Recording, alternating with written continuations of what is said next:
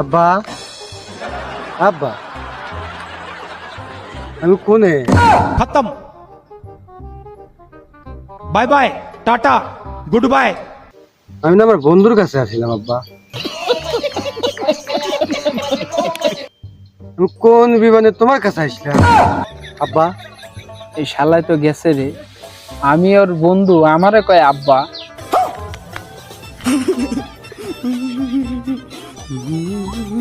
হেই!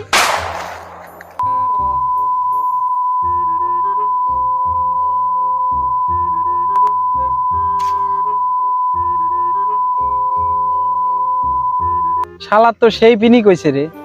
এখন যে কি করি আমি? এ অদল, কি হয়েছে কি হয়েছে?